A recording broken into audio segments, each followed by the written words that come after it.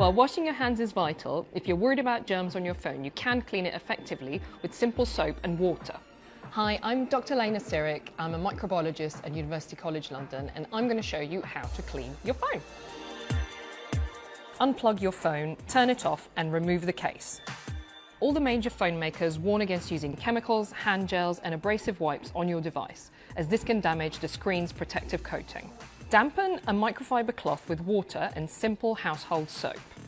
Gently rub the surfaces of the phone with the damp cloth. Take care not to get moisture in any of the openings because even water-resistant phones lose their protection over time. Finally, dry your phone with a clean microfiber cloth.